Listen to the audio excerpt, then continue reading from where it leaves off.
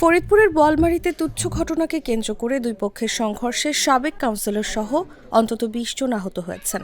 শুক্রবার দুপুরের দিকে পৌরসভার গুণবহা তালতলা বাজারে এই ঘটনা ঘটে। আহতদের মধ্যে ১৩ জনকে বোয়ালমারী উপজেলা স্বাস্থ্য কমপ্লেক্সে ভর্তি করা হয়েছে।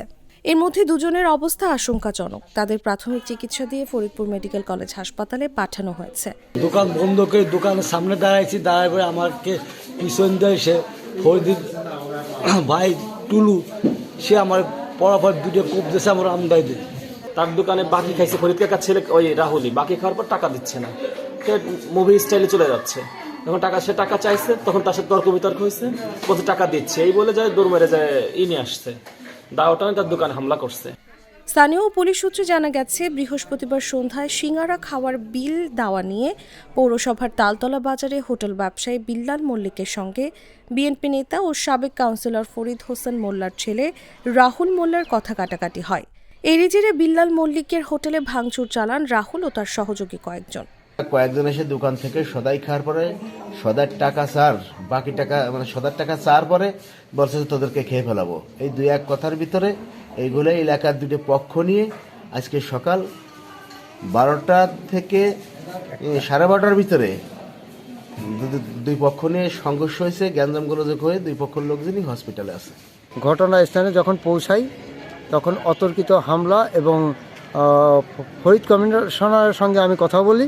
কথা বলতে বলতেই ওনার ভাই এবং ওনার ছেলে উপস্থিত হন এবং দুই পাশ দিয়ে লোক ঘিরে ধরে। পিছনের থেকে ফরিদ কমিশনারের ছেলে উনি আমাকে ছুরিকাঘাত করে, পরে আমি হসপিটালে যাই। ঘটনার পর ফরিদ আহমেদ বিষয়টি জানতে পেরে ক্ষতিপূরণ বাবদ বিল্লাল মল্লিককে ২,০০০ টাকা দেন। বিল্লাল সে টাকা না নিয়ে শনিবার সালিশে বসার কথা বলেন।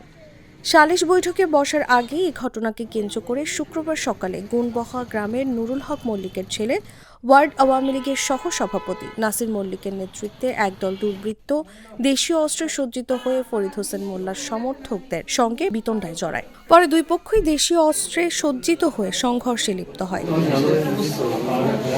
এ বিষয়ে বোয়ালমারী থানার ভারপ্রাপ্ত কর্মকর্তা গোলাম রসুল জাগো নিউজকে বলেন, তালতলা বাজারে মারামারির সংবাদ পেয়ে আমরা পুলিশ পাঠাই এবং আমি নিজেও যাই।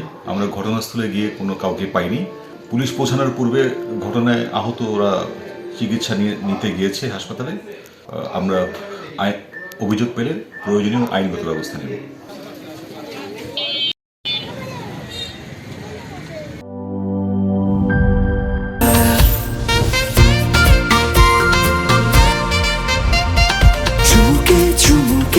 Enjoy the life, চলো উড়াই খুশি তুলে নিয়ে হাতে।